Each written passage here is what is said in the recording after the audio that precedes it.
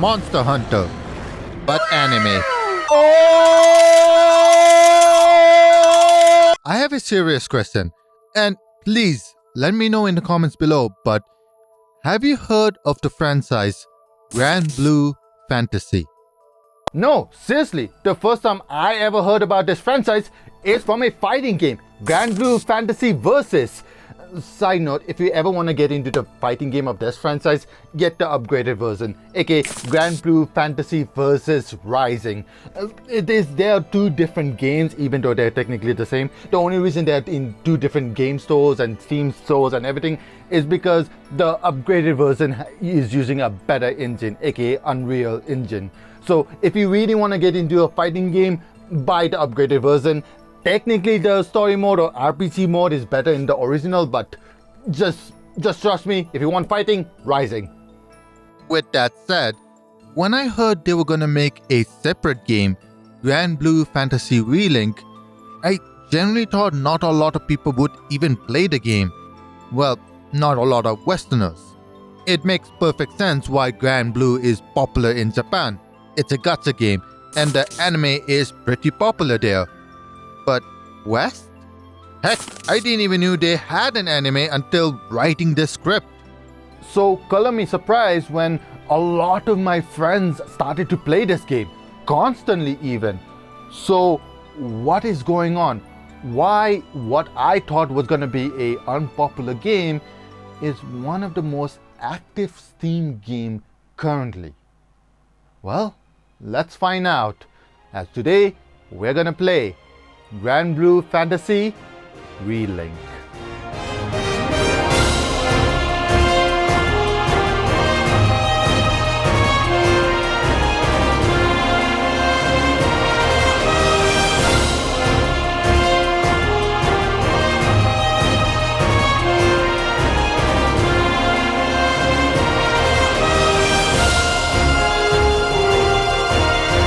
So, what is Granblue Fantasy Relink? Monster Hunter, but Except that, oh, to sum it up, it's action role-playing game, which your main focus is to kill the boss as a team. I'll be honest, I don't know anything else to add here. it's difficult for me to explain per se, mainly because I have never seen any other games having this kind of gameplay before. I think the some of the Sword Art Online games have those kind of mechanics. I don't know. So if you know anything, if I'm correct, let me know. And if you know any other games that fits this criteria, also let me know, because I'm gonna be honest, this is the first time I'm playing this kind of game. With that said, this game heavily reminded me of Monster Hunter World, and I played a lot back then. The downside for me personally when it comes to Monster Hunter World was just scouting and going to next destination when the monster in question is far off the map or just runs away after certain damage is dealt. I know some people like that, but for me it felt Relink doesn't have that problem. Yes, the story mode is somewhat point A to B situations at times. We'll talk more about that later. But when it comes to the quests outside the story mode, almost all of them just let you get to the good part. Which personally, I like that we can just skip to the good part. One note before we start the meat of the review. You may see that some gameplays have boxes instead of people's online name. Most of the recordings I did was before March 14th, when they didn't have the Japanese text being shown when you're playing in English. This has been patched so that now you can see the Japanese text even if you're playing in English language setting. But for the sake of transparency, and because the recording footage takes forever, I'm just letting you know now. With that said, let's start with the presentation. And man, does this game look beautiful. The characters, while looking pastel, is still amazing and honestly unique in a sense. Like I said, it has a pastel look, but it doesn't look like plastic. Rather, high quality dolls or figurines that are animated. And the world? Man, the world is incredible. I have a soft spot for open world views and whatnot, and I am not ashamed to admit that. But look at it. The Greenland looks so free, the desert looks so hot and sandy, and the ice world is so chilling. It's hard to describe it, but each land we visit has their own ups and downs. And to see that in motion and world building, it just puts a smile in my face. Not to mention the music. The music is so good. When you need to be pumped for action, you are pumped for action. When it's sad, it is sad. And when you just need to relax, it is relaxing. It feels like you are in a movie and you are the main character. Your friends are here to support you, and you are writing a story that is being unfolded as you speak. To be honest, I think I'm at a loss at words here. It's those little things that builds up over time, and the main core one just hits the nail and just gives what they want to show. And it shows. But describing it in words, describing it for this video, it's challenging. Seeing is believing, and what I saw, nay, what I'm seeing in this game, it's beautiful. And then there's things like when you're walking around town, you can meet characters you unlock just existing. Or when you're just walking around and see NPCs talking and you eavesdrop what they are saying. It puts a smile in my face knowing that they added these things, as it genuinely makes the world read. Like you are the main character, but the world keeps moving with or without you. And that is okay. The voice acting in this game is pretty good. I have played both in English and in Japanese voices. More so the former because voice lines in battles aren't subtitled. Plus, when you're playing in story mode, it is difficult to read while you're trying to fight the enemies at times. But as I mentioned, voice acting is pretty good, and I am glad they didn't half-hearted it. Do note that I did play the majority in English, so Japanese could be a bit different later on in the story. Actually, speaking of that, some of the choices the devs decided was weird. Like, some of them is like, yeah, whatever. Like, you can see the characters lip sync and you can clearly tell they're doing Japanese version of it rather than English, despite you're playing in the English setting.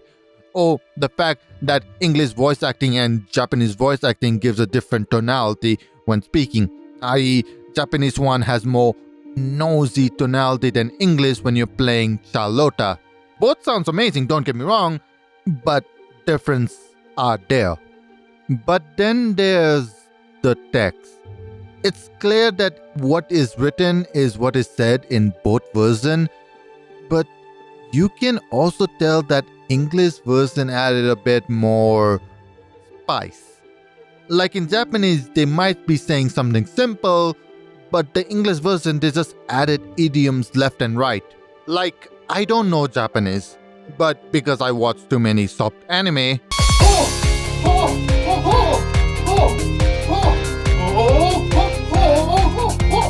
I know some Japanese words here and there, and what they are saying is definitely not what the English translation are saying exactly. Like, English added a couple of words or two or an idiom out of nowhere just for the sake of it. And it feels off. This is only a problem if you play the English text with Japanese voice acting. I don't know about vice versa, but I presume it might be the same, which in this case, I would prefer to be exactly what they are saying, or have a separate English text when you pick Japanese voice acting. I know, a lot more work, but I think it would be the best when it's like the cutscenes and alike, it would just make things a bit more comfortable. Overall, I like it. The overall presentation, I mean, not the text and everything. I really need to be clear about these kind of things in my script. Yes, there is some bumps along the way, but the game looks and feels so amazing that I don't mind isn't really the right term, but more so I don't get bothered by it too much, if that even makes sense. With that said, let's just put a dot into this topic and talk about the next one, which is the story. And it's pretty straightforward. I think in this channel, I have given a vibe that I like stories that are unpredictable or complex and rewarding when you glue them together. And yes, while that is what I look for at times, simple storytelling is not a bad thing either. And this game proves it. It's pretty cliche, like the YouTuber telling you to subscribe because call to action works. But even though the story is very predictable, even though yes, it is like I am the hero, therefore I win story, and yes, even though it's so predictable, it is your usual stereotypical story of how to tell, the story is still pretty good. It's clear that the story is the weakest link in this game, but honestly speaking, it's not bad. And despite being the weakest link, the link is still strong. Maybe it's the way they presented the story. Maybe it's because everything around the story was so fun that I forgave it for being weak. But I had a blast playing the story mode because it felt like you are the hero. Plus, the story isn't really the main meat of the game. We'll talk more about that in the gameplay section, but all I'll say for now is that multiplayer mode / mission mode is more concentrated part than the story mode. This isn't to say that the story was done half-hearted. In fact, quite the opposite. There was a moment in this game that you had to slide down a monster and everyone needed to do chain attack at the right moment, and when you do a big slash, making the monster go down and ready for the next attack. Yes, it's cheesy, yes, it's predictable, but my god, I wanted more of that.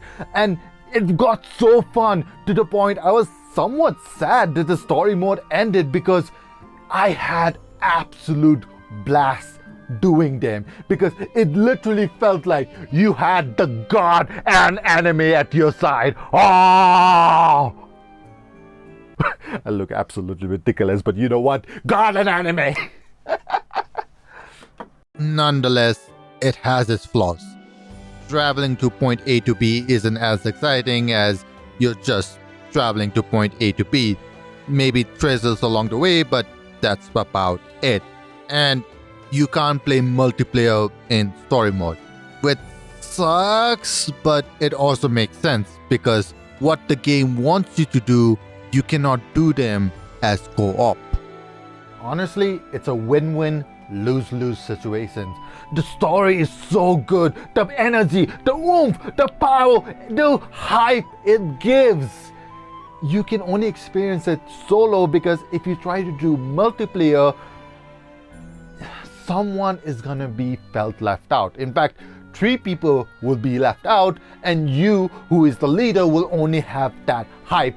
So they can backseat and everything, but doing it yourself, that's what makes the story so good.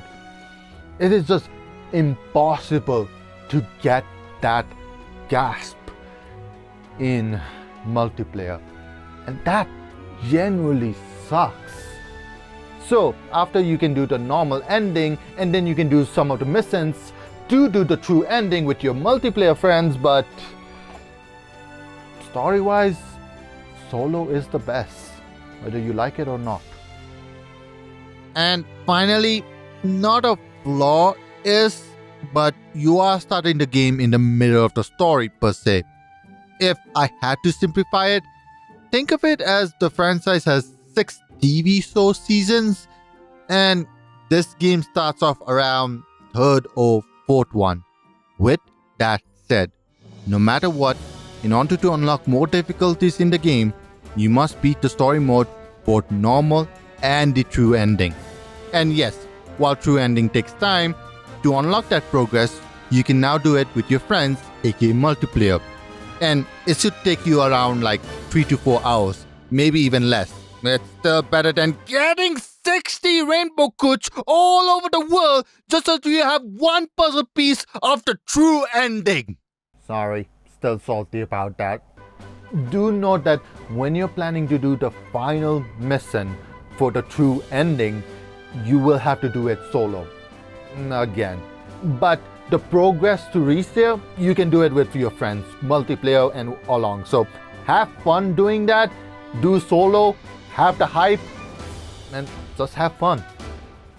One last note. If you pick an unlockable playable character, say Charlotta, the story will make sure that they have extra voice lines here and there to make it feel like they're also presented in the story. I do wish they had more dialogue options to flow with rather than just adding them in the beginning or the end of each scripted text, but given how many characters there are, it makes sense why they went with that approach. Nonetheless, you are able to replay the game, but with different characters and whatnot, you just have to beat the normal ending first. I am glad they add that because I do want to visit some of the storylines again. Which comes to my final topic of this game, the gameplay. And do you always have that feeling when you're watching gameplay cutscenes? Well, the enemies and the friends just do cool moves and everything, and you're like, man, I wish I could do that in-game. Well, in this game, it's not one-to-one per se, but it is pretty damn close of what we get. See, the game allows you to do skills, and each characters can have 4 skills prepared for each battle. These skills can be buff, debuff, straight out attacks, defense, you get the idea. But the animations when doing the skills, I don't know about you, but I feel really badass when doing them. Just the dive kick from the captain, or the heavy spell from you, or being a Beyblade as Charlotta. Plus with dodging and guarding, especially when you perfect time that, yeah, I feel pretty cool doing so. And then the skill trees. Man, the skill trees are well done. It's pretty subtle at times, but it does make sure you're getting more and more powerful from each unlock, both on defense and offense. And weapon skill unlock also makes a whole lot of difference when you do and don't have them. And then there's the sizzles, which is good overall. Scissors are basically extra modifications you can have for your characters. For example, more crit chance, more health, more EXP gain, more perfect dodging time, more potion able to use during battle. You get the idea. There are flaws with the sizzles. For example, some of them are really good to get, but they are really hard to get because of the whole gacha mechanic in the game. Keep in mind, all the gacha mechanics are in-game currencies and everything, so you can't spend IRL money, which is a really good thing. Technically you can with the one-off things. You can only buy like one of these per account and everything, which is good.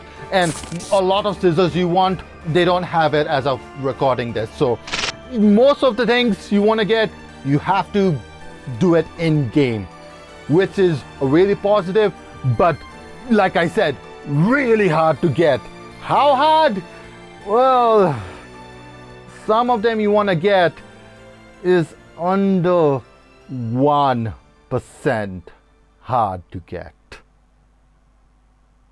Not to mention, sizzles could also get combo value to them. So you can get health V+, which means not only I can have level 15 health upgrade, but also in this 15 potion holder with same upgrades, which is great. But combos are randomized, so you might get a horrible combo or you might get really good ones. Luckily the combos has been pretty common from my end, so You don't need to worry too much of not getting them, but getting the good ones, that's up to your luck. Despite all that, I love the sizzles. Not only you can make your character stronger, but more adaptable for your playstyle. Having hard time learning the boss mechanics, guts, potion holder, and auto revive can help you. Wanna be a glass cannon, tyranny, aka Busk, and whatnot helps. Wanna just be so good at dodging and guarding and be rewarded for it? There are sizzles for them. Just do know that there is a attacking and skill power cap for each characters, in which you need sizzles to raise the limit for it, and there is a max level for each sizzles you can raise to. Example, Guts is max to level 30. And to everyone who's basically like, actually, you need to get this sizzle so the meta says so, otherwise you're not really good for the game. Just why? Yes, there is sometimes that some of the sizzles are better than others. And yes, sometimes we need to be educated or be educated if our power level is low for the missions. But why do we have to be super overpowered, like 22,000 just to do an 18 or 16,000 mission? Just to save a minute or two in game time? If you want to do that, if you want to go for meta, if you want to build a powerhouse of something, go ahead. You have the rights. And you know what? It's pretty awesome to see the potential. But if people are experimenting with their build, experimenting what it feels better for them and what feels right for them, why stop that? I mean, as long as they're learning, as long as they're doing the requirement, and as long as they reach the threshold for each missions, why stop it? Sorry, too many toxic players overdose me with salt. Again. Moving on, as I mentioned before, there are two types of game mode, story mode and quest mode. Quest mode being the main part of the game. See, after you beat the story mode, the game pretty much tells you you can do any quest you want with multiplayer or AI partners. And doing more quests unlocks more quests until you reach the final one, which, as of right in this script, is Lucius. Lucius? Lucius. I don't know how to pronounce his name. I'm sorry, And trust me, there's a lot. After beating the true ending, it still took me like 2 to 6 hours just unlocking everything. And boy, that's a lot. I know it's a big time gap, but I was having so much fun playing multiplayer that sometimes I repeated the same quest over and over because 1, we needed certain materials for better gears and whatnot, and 2, because we wanted to teach that boss a lesson over and over and over. Ah yes, the best motivator, pure spite. My only complaint with that is that if you wanted to vote to repeat the same quests, everyone needs to agree to it. If even one doesn't vote, everyone just goes back to town. Which I understand sometimes when you need to change characters and whatnot, but if you're already in a group and 3 or 4 people voted to say, hey, let's do the same mission, well, nope, say goodbye to the other 2 because you are yeeted back to the town. Like a boss 55 and X99, you were my comrade. But then XX Belly XX had to vote no to the repeat. Which comes to my last point, the battle themselves. And with all I have said, it is fun. I know Monster Hunter but anime is such a lazy way to answer this, but honestly, it's probably the best way to explain how the battle system works. From the boss animation changing to their next phase, to the OP attacks you need to dodge, to dodging and attacking, to attacking the same place over and over so that you can break their parts, so that you can get materials out of them, to when you're using ult, on the enemies. Then when all your allies also use the ult at the same enemies to have chain attacks. Come on. I had to. My goodness, it is fun. The only complaint I do have is that the combos are limited. Like, you only have 5 to 7 combos only, which you will probably be only using 2 to 3 at most. This is mainly because you can only use X and Y button to do your combos, while the other two is to do link attack, which is once in a while, and the jump button, which I rarely use during fights. But it also makes the game easier to get into, so it's a mixed feeling. I want more combos, but I don't think we need more combos, if that makes sense. Still a critic nonetheless. Also, there are other missions as well, like defense where you need to defend the hollow grounds, or survivor when you need to kill as many enemies before the time runs out. I really wish that there was endless mode for these kind of stuff, but that's just me.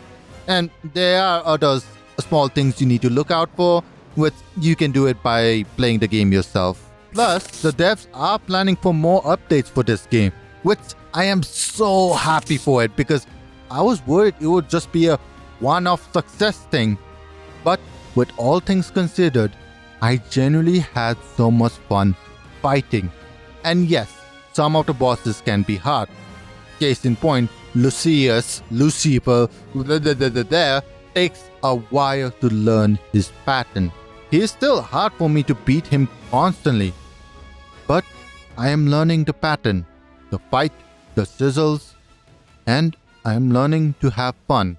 And yet still, I am still having fun. As of recording this game is currently my game of the year potential. I am having so much blast playing it. Heck, every time I have a break in my job, I'd be like, can I play like 2-3 missions in the game and then try to get into it and play it and go back to work and then try to play the game again in my break. I'm having so much fun. Yes, there is some hiccups. Yes, there is some flaws. But my goodness, is this game fun. And yes, there are some things I haven't explained in this video, but I believe I have explained what I wanted to explain, the main core, my flaws, my strength, and why I had so much fun. Granblue Fantasy Relink is highly my recommendation. Please play this game. It is my obsession. I am really happy that a lot of people are playing this game. And yet, I want more people to play this game. Happy birthday, me.